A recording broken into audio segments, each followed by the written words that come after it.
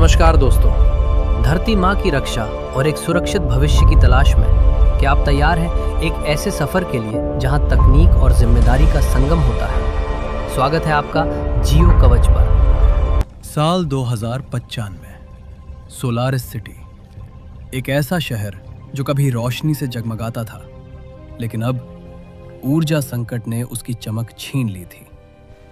तेल खत्म हो रहा था, बिजली दुर्लभ होती जा रही थी और लोग ऊर्जा के लिए एक दूसरे के खिलाफ खड़े हो चुके थे। अराजकता, डर और अनिश्चितता यही नई दुनिया की सच्चाई बन चुकी थी। लेकिन उसी शहर के एक छोटे से घर में एक साधारण लड़का रहता था, आरव। उसे नहीं पता था कि उसका भाग्य पूरी दुनिया को बदलने वाला है। आरव हमेशा बाकी लोगों से अलग था। उसे सूरज की गर्मी कभी महसूस नहीं होती थी और जब भी उसके भीतर भावनाएं उफान पर आती, उसके आसपास की बंद मशीनें अपने आप जाग उठती। लेकिन वो कभी समझ नहीं पाया कि आखिर ऐसा क्यों होता है। फिर एक दिन उसे अपनी माँ की पुरानी चीजों में एक रहस्यमयी सौर चिन्ह मिला और जैसे ही उसने उसे छुआ, उसकी दुनिया बदल गई। उसके सामने प्रकट हुए विशाल सूर्य, भूले हुए मंदिर और प्राचीन योद्धाओं की झलकियां। उसी रात एक रहस्यमयी आवाज उसके सपनों में गूंजी, तुम सूर्य की शक्ति हो।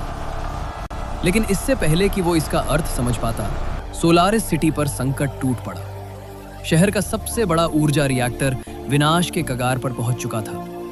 अलार्म बज रहे थे, लोग भाग रहे थे, पूरा शहर भय में डूब चुका था।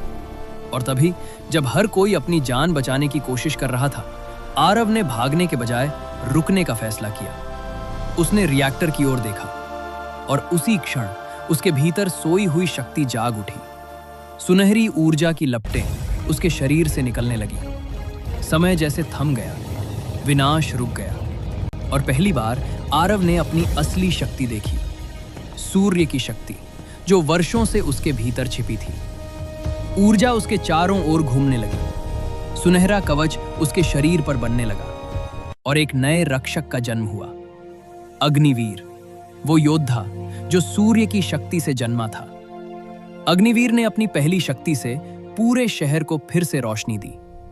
बुझी हुई इमारतें जगमगा उठी, उम्मीद वापस लौट आई और लोगों ने पहली बार महसूस किया कि शायद भविष्य अभी पूरी तरह अंधकारमय नहीं हुआ है।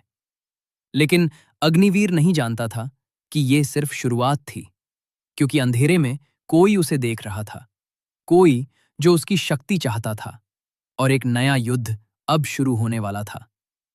अग्निवीर की कहानी अभी बस शुरू हुई है और अब अंधकार और प्रकाश की इस लड़ाई में क्या अग्निवीर अपने नए दुश्मनों का सामना कर पाएगा? क्या सोलारिस सिटी को फिर से उसका भविष्य मिल पाएगा? ये जानने के लिए हमारे साथ जुड़े रहिए।